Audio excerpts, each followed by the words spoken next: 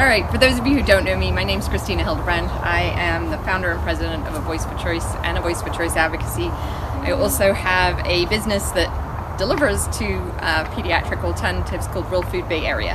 Yay. And I kind of wanted to, Karen asked me, I did one of these talks in the Berkeley, Oakland chapter, East Bay chapter, months ago now. And she was just like, will you come and talk to our people? And I was like, sure. So what I did there, and I'm going to do it here too, is sort of just go over sort of my history and where I've come from. And so you get to know me on both of those projects, I'll call them. They kind of intertwine as well.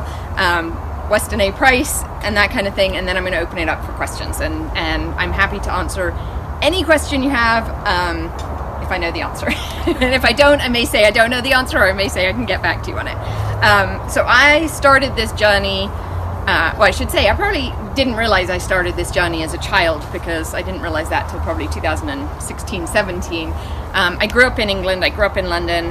In England, homeopathy is much more complementary medicine, because in England, if the Queen does it, and it's fine for you to do. And so if the Queen, for example, it's all okay to eat chicken wings with your fingers because the Queen ate chicken wings with her fingers. And she used homeopathy. The royal family uses homeopathy. And so I grew up, and our first aid kit, this is where I didn't know it, our first aid kit was a homeopathic first aid kit. And, I would bump myself, and my mom would go get the bump pills, go get the burn cream, go get it was all homeopathic. I also grew up in a time where in England, and this is still somewhat the case, not quite as much as it was then, where we were not vaccinated as much as in the US. So I went back, and I also realized this in 2015 when I got into the vaccine issue, that I went back and I was like, but I had the diseases. I had measles, I had mumps, I had rubella, I had chickenpox, I had scarlet fever, I had everything under the sun. Didn't get tetanus, didn't get diphtheria, but other than that, pretty much, or polio. But other than that, got pretty much everything. And what I realized in mine and my sister's medical records was that my sister didn't get rubella as a child, and so she was actually given the rubella vaccine at age 12. And I asked my mom, and at that point you could get them individually. I asked my mom, why was that? Why did she get that? And they were like, oh, well, they expected you to get it as a child, and if you didn't get it as a child, then you were given it at 12, because once you have children, if you get rubella when you're pregnant, it can have deformations of the fetus and that kind of thing. And so I was like, oh, that actually makes some sense.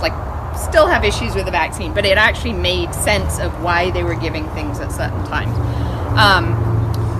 So I didn't realize that I would say I'm under-vaccinated because I'm over-diseased, if that makes any sense.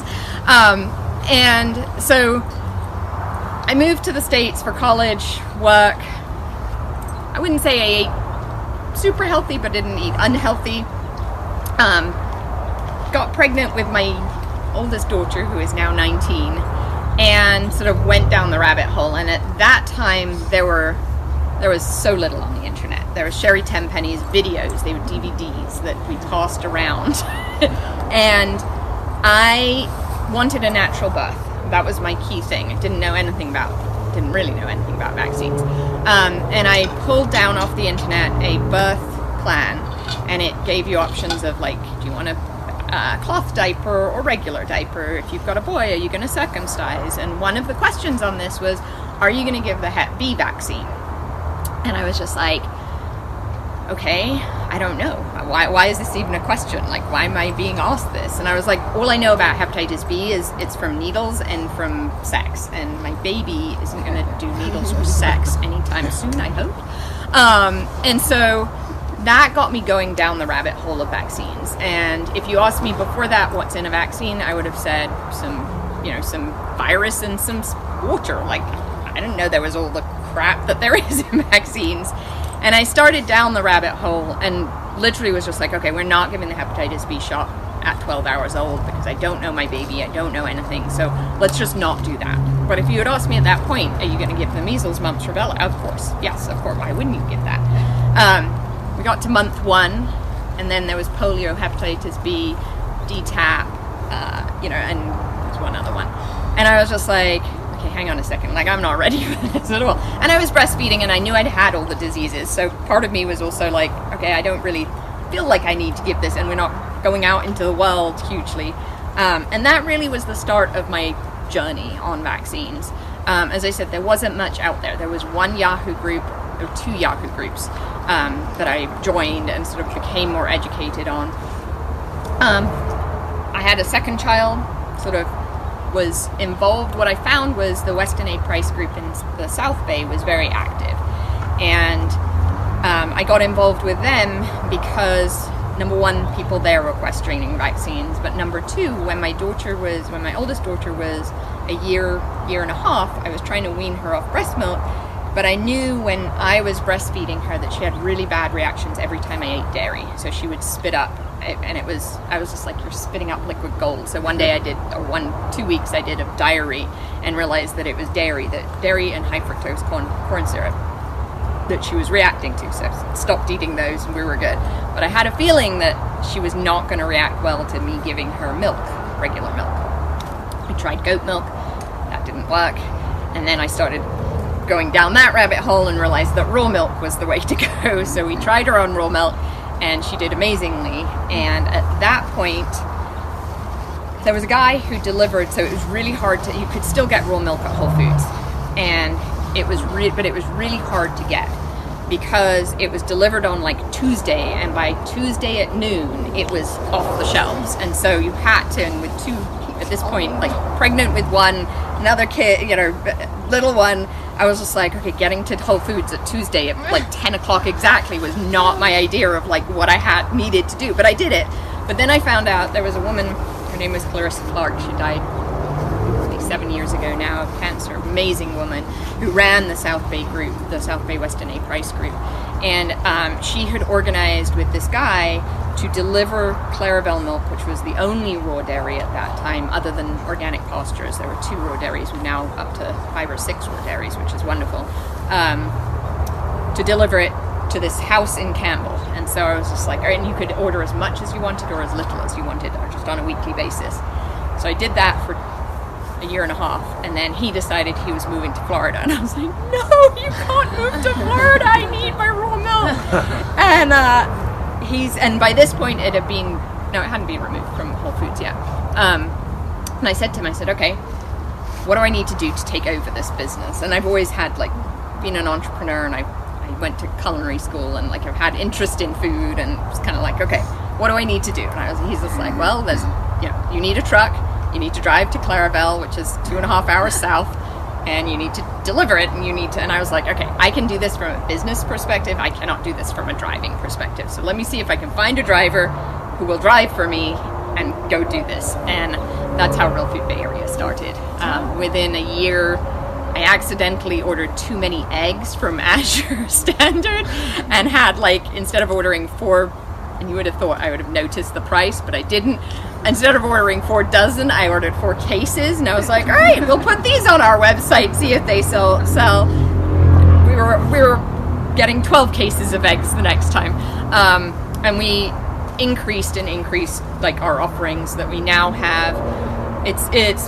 So our key is Weston A price base. So it's raw milk, eggs, meat. We have a bunch of farmers, and my goal is to be basically what you would buy from a farmer's market, but a much broader array of items, and that you can. My big thing, at that time I would get boxes, CSA boxes of things, but they would always include at least 1 or 2 things that I either did not like or had no idea how to cook and did not have time to work out how to cook these things that were in my box. And so one of the things I really wanted was that you could buy a pork chop and that's all you bought for the week, or a bottle of milk, or you can buy your whole grocery list there. And so that was Real Food Bay Area, where it started. About 2 years in, we were delivering a goat herd share for Evergreen Acres, and they got shut down by CDFA. They basically got shut down by big dairy, because they didn't want these little herd shares to be growing up and people having access to raw milk straight from the farm. And so at that time, we supported them. I didn't go up to Sacramento because I had 2 small kids, but it was sort of the march on Sacramento to get raw milk herd shares specific. Raw milk was licensed in California, but herd shares were not, and it was a very gray area of the law. And so I was sort of on the back section of that, and I thought to myself, okay, when I'm old and I have nothing better to do, I'm going to start a nonprofit that allows people to understand what goes into their bodies, like ensure that they have access to healthy options and all of this stuff. And little did I know, the following year was 2015, and Senator Pan introduced a bill that removed the personal belief exemption to vaccines, and my children were unvaccinated, and I had 2 years earlier, he had a bill where you had to go to your doctor and get a signed form saying that the doctor had spoken to you about the risks of the disease and the benefits of the vaccine. Not the risks of the vaccine and the benefits of the disease, but that's okay. And at that point, I was just like, oh, I have no problem. We've had lots of conversations with our doctor. Like, I know my doctor's going to sign it. Little did I know this was the start of many years of, this was the start of who I am today. So in 2015, I went up to Sacramento just as a lay person, and there were thousands of people there protesting. They'd never seen this many protesters. The same bill that was put forward in Washington State and Oregon had been beaten, and so we were just like, okay, we're gonna beat this. We're gonna do this. Like, if they've beaten it, we can do this. And I remember coming back from, and you have to realize, I grew up in England. I know a lot about English politics and debates in the House of Parliament, but I did not know anything about American politics, and I was very much your ignorant voter who voted down the line. And yes, I was a Democrat down the line at that point. Never again after that, but I didn't know anything about how Sacramento worked. I had literally no idea. I was just going up there to be one of the thousands of people, and in the second Senate hearing, Senator Pan did not have the votes, and everybody was sitting on the edge of their seats saying, we've got this, we've got this, we've got this, we have beaten this bill. And the chair looked at him and said, you don't have the votes today. Would you like to come back next week and answer our questions? And we just sat there and we're just like, no. And the piece that really got me was Senator Pan looked at the California Medical Association lobbyist and was just like, do I do that? And we're sitting there going, why do you even need to, like, come on, guy. Yes, the answer is yes. If you're in that position, the answer is yes. We went away, 1,000 people went home.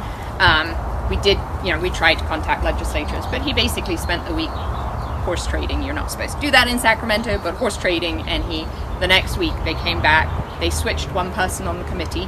They pulled out somebody who would have voted for against it. They put somebody in who voted for it, and it moved forward. And at that point, I realized we have no idea what goes on in this building or how to maneuver this building. And so I called the people in Washington, Oregon, Illinois had a bill, and I called Barbara Lowe Fisher from NVIC, National Vaccine Information Center, and I said, what the heck do we do? And every one of them said, you hire a lobbyist. And I said, what? Like, we've got thousands of people here. We shouldn't have to hire a lobbyist to, like, get HUD. And they were like, nope, you need to hire a lobbyist. So I formed a Voice for Choice advocacy, and we tried to find a lobbyist, which was close to impossible because everyone either worked for the California Medical Association or wanted to work for the California Medical Association and saw us as this, like, crazy anti-vax people. I did find Roxanne Gould, she's a good friend of mine still, and by that point I was divorced and I didn't have my kids Monday and Tuesday, so I went up every Monday and spent Monday, Tuesday, and half day Wednesday just following her around. And I would say that I learned that system inside and out. We didn't kill the bill because it was almost too little too late, but by the last vote, it only got by 4 votes. So we made tremendous strides, but we needed 4 more votes and it passed. So in 2015, we lost personal belief exemption in California, and I sat back in I sat at my desk in 2015-16 and was just like, what am I going to do with this? Like, am I going to go back to sleep? Am I exhausted? I was definitely exhausted. But what am I going to do? And I put together sort of what does a Voice for Choice advocacy stand for, and where we are today, which is a development over the last 10 years, is we educate, advocate, and empower people to know their health rights in California. And it definitely spans much more than just the vaccine issue. I would say the vaccine issue is front and center for me and for our organization. But if you look on our website, we definitely cover a lot more. I think one of the things that I think we achieved last year, there's still far more to go, but we achieved last year was a goal of mine to become a professional and recognized organization in Sacramento, and among the legislators and their staff. And we were able to do that because we go up there and we try to work with them.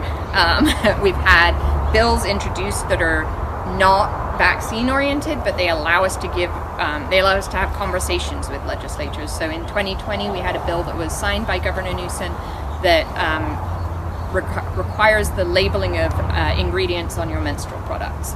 And so now nationwide, there was a similar bill in New York, and so now nationwide menstrual products have ingredients. They're considered medical devices, so they didn't need to have ingredients on them. That bill we thought was going to be a great bill in 2020 because we thought, okay, if we can have the conversation about what goes in your body, ingredients, what goes on your body, like all of the things that you just change the word to vaccine, and we can open that door. Except COVID hit, and every office we called was just like, oh, we're voting on that. Yeah, we're voting yes on that bill. Don't worry, we're voting yes on it. And we're like, well, thank you for voting yes, but we kind of wanted to have another conversation with you. We had a bill last year, 2023, SB 499, which would have, it was halted because of budget reasons, but it would have taken out the hot surfaces in schools, so asphalt and the rubber underneath playgrounds and synthetic turf, and put in shade trees and natural surfaces. And then this year we had a bill that got signed by the governor last week, SB 1266, which removed all bisphenol products from children's drinking and sucking products. BPA, bisphenol A, had already been removed, but what had happened was the manufacturers were replacing BPA with BPS and BPM and the other bisphenols, which were just as toxic. And so we got that bill passed. Those were all, so thank you. They're bills that to us, we now, and when I say, last year we sort of had this breakthrough, was we can get on a call or we can walk into an office and they're like, oh, hey, Voice for Choice Advocacy, and I'm like, do I need to go over who we are? And they're like, no, we got you. We know who you are. And so having those relationships, being able to call up offices and talk to them about things like vaccines, and not being, not having the phone put down on us or not having them disregard us. I say last year because last year we had a bill. We didn't have a bill. There was a bill, AB 659, which was introduced by Assemblymember Agia Curry, which would have required the HPV vaccine for all 8th to 12th graders in school. That's what it was introduced as. And we've also become, I will also say, we have become smarter in our years of how we advocate. So I'll give you this example. The bill was introduced. We had a feeling she was going to introduce it. She kind of hinted she was going to introduce it the previous year. She didn't introduce it the previous year. We know John, her chief of staff, quite well. Got introduced. I called John up and I was like, hey, John, what about this bill? And he's like, well, it's really close to her heart. I was like, all right, can we set up a meeting? She actually, unlike Senator Pan, which was very nice of her, but Senator Pan should have done it, spoke to us for an hour and a half. We had an hour and a half sit-down meeting, and what I realized was her daughter has a cancer that came from HPV, and that was what was driving her. That was why she felt so strongly. Her daughter did not get the HPV vaccine, and she felt so strongly that this would prevent people going through what her daughter is going through was going through last year. And so, knowing that, I knew there was no way we were going to kill this bill. There was no way we were actually going to get rid of this bill 100%, which is something that our organization is not liked for by other organizations, in that we asked for amendments and we asked for a bill to be amended. And if you know Sacramento, that's the way to get bills watered down to a place that they're okay, they're dealable with. And so we went in and we said, okay, you can't mandate it. Like there's lawsuits out there, there's this, there's that. You just can't mandate it. And she was just like, well, but we've got to get the rates up. 30% of teens aren't vaccinated with this. And we're like, yes, 30%. So we decided, then this is where we got smarter over the years, right? So we sent a letter to every superintendent and every principal, private school principal, and said, if this bill passes, you are likely to lose 30%, up to 30% of your 8th through 12th graders, because these parents are not getting it for a reason. And so the schools, the superintendents and the principals wrote letters and called and said, you can't do this because our enrollment's already dropping. Like, you cannot put one more mandate on here. And so then she changed it to be well, there's more. She changed it to be a public university college entrance. So for community colleges, UC and CSU, it would be a requirement for anyone coming into those.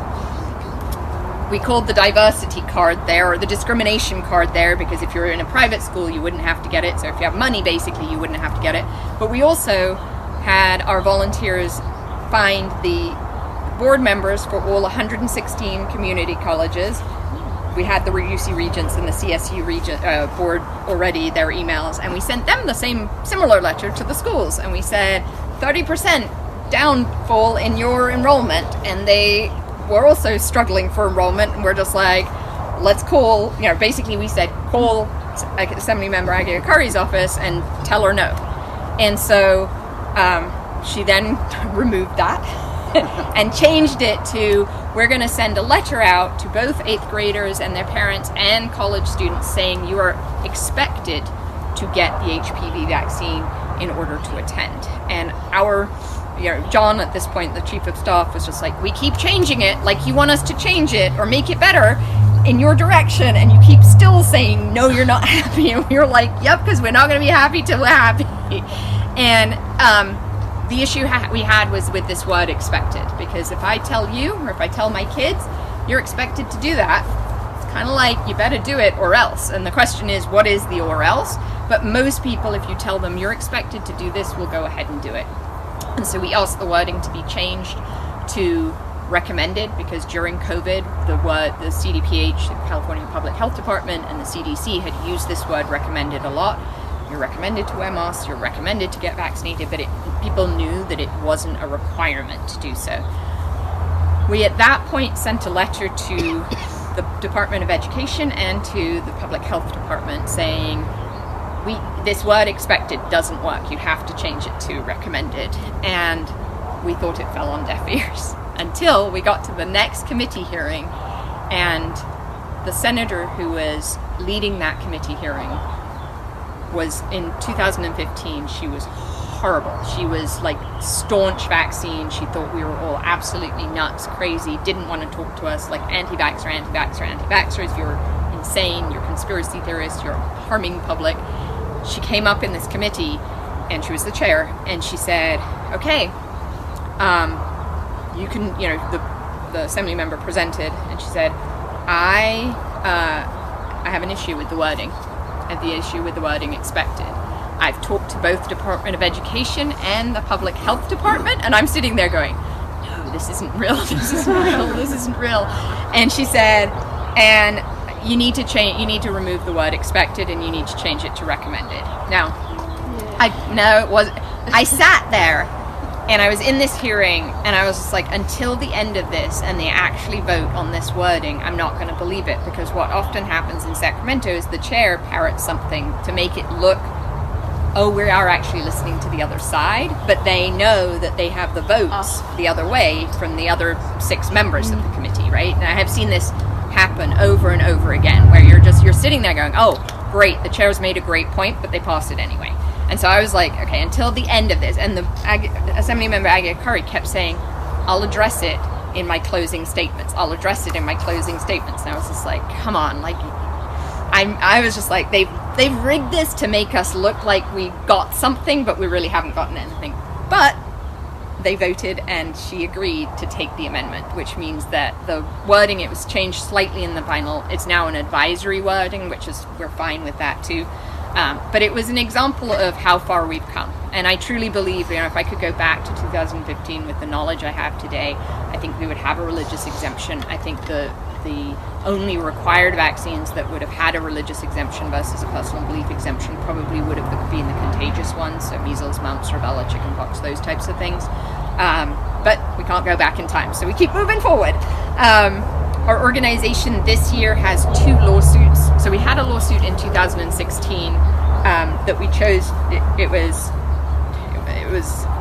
was a great lawsuit against SB 277, trying to get the personal belief exemption back in. It was based on bodily autonomy, on parental rights, and on being able to have a free and public education. It was a wonderfully, anybody who reads it, it's just like, oh my God, this was so well written. But the judges, the appeal judges in California, there was one of them that, one was on our side, one wasn't, and the one that was asking all the questions just kept going back to polio and saying, if I let this go through, if we have a personal belief exemption, everyone in California is going to get polio. And we were just like, okay, you don't get it, you don't understand it. We decided not to go to the Supreme Court because at that point the Supreme Court would not have ruled in our favor.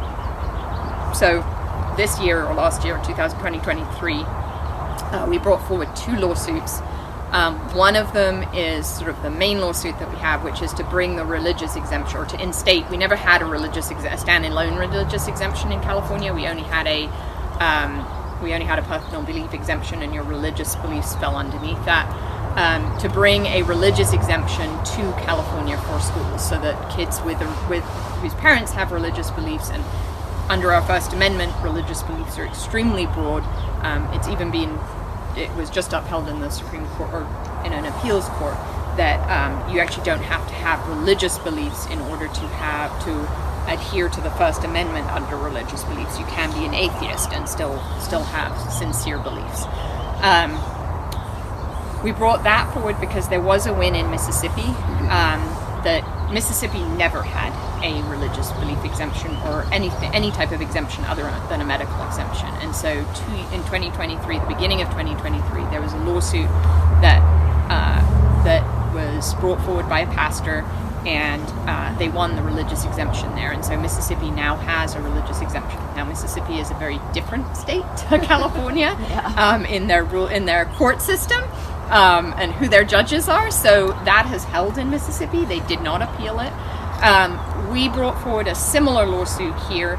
One of the things that I'd been wanting to bring a lawsuit like this forward in the last 5-6 years, but one of the things that we had been struggling with was our plaintiffs, and because we wanted to have really strong plaintiffs that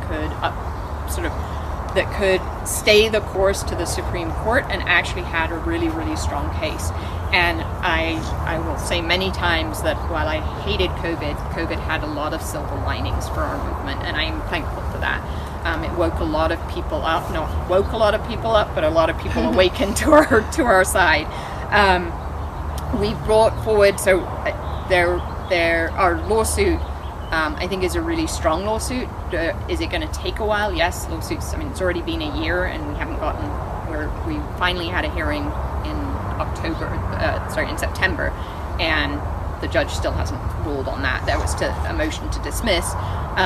But our plaintiffs, one of them is, there are 2 parents up in El Dorado County who are both pastors of their own church, and their children are homeschooled because of the vaccine issue.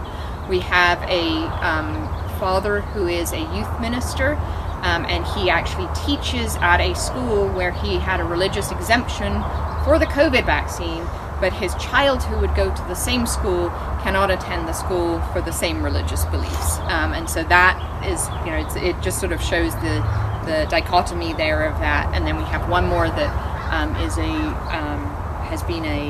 has had religious beliefs against vaccines for sort of over 25 years, and so he just has the longevity of it. It's not just recent things. As I said, the other side put forward a motion to dismiss. We went to court in September. We're waiting for the judge's ruling on that. If the judge rules, we think the judge will rule one of two ways. One, she'll either remove one of the defendants because it's the Attorney General Bonta, and he's not, we put him on there because we think he should have been a defendant, but at the same time we agree that if you want to take him off, we'll move forward without him there, if that's what's stopping it.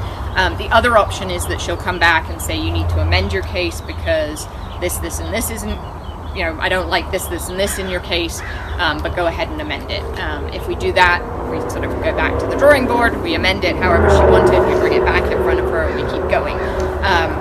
I think, I don't know how successful we'll be in California, but we are in it to go to the Supreme Court if necessary. I think one of these cases will end up in the Supreme Court, and I hope that, it will give the states a bar of you have to have a religious exemption for school vaccine requirements. So that's one lawsuit. The other lawsuit we have is for titer testing. So titer testing is an antibody testing. We have, again, this was the perfectness of the plaintiff is what makes this case. We have a child who has been vaccinated with the first vaccine of everything, had a reaction to one of the doses somewhere along the way, got chickenpox naturally, has a doctor from Kaiser, so very mainstream. The doctor from Kaiser wrote a medical exemption saying this kid has antibodies for every disease. So, if they're in a classroom and, somebody with measles walks through the door, they're not going to get measles because they've got the antibodies. Kaiser doctor submitted the medical exemption. The Department of Health rejected the medical exemption. They appealed the medical exemption, gave all of the child's medical records, including, and this doctor had seen this child have a reaction within sort of hours after getting the vaccine. And the Department of Health, again, rejected the medical exemption. And so that one, while I would like to get rid of all vaccine mandates, it's a chipping away that if there are parents who have given their child one dose of each vaccine, that they could go and get antibody tested and only have to give 5 shots versus 21 shots kind of thing. And so that is our goal with that one, is to really sort of chip away at it. If we can't get rid of it, at least parents have the option to do sort of 5 vaccines really spread out and then get titers and use them instead. And that the chickenpox disease is recognized as something that you're not going to get chickenpox again after that, even though that is scientifically proven. But they don't want to see that. So that's kind of the work that we're doing. I'm going to open it up. I will say we also have a editorial team. We have 10 writers at the moment that we put out a weekly blog on all different topics. So they are all. The goal, I will be honest, so for most of the people here, you'll read it and you'll be like, oh, I know all of this. Or there may be 1 or 2 things that you don't know. Our goal with this is really to get people to, it's sort of the low-hanging fruit of people who eat organic but don't know about vaccines or medications or water or fluoride or whatever it is. And so our goal really is to make it sort of mainstream, but with and the other key thing that I say to all my writers and my managing editor drums it into them is you have to have solutions. So you have to be able, you come out reading this going, oh, I know what I can do next.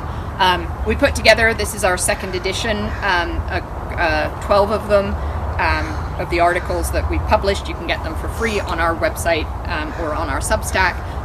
But we did put together a magazine because we wanted people to be able to sort of hand it to other people and say, here, read this in your free time, read this. And leave it in doctor's offices. And leave it in doctor's offices. So this one actually had one of the articles is on chiropractic, so our sort of focus this time is to send some copies to chiropractors. It is expensive to print, is my only gripe with it. They are $12.50, and we don't make any money off that. But we wanted something nice, and so we do ask. We can sell them. You're welcome to buy them today. but we also have sort of discounts in bulk for chiropractors' offices, or if a chiropractor, or Sandrine mentioned, can we keep some in our office? We do have sort of discounts that we're willing to give to patients and practices, just to get the word out there, really. That's I think everything. I'm open to any question.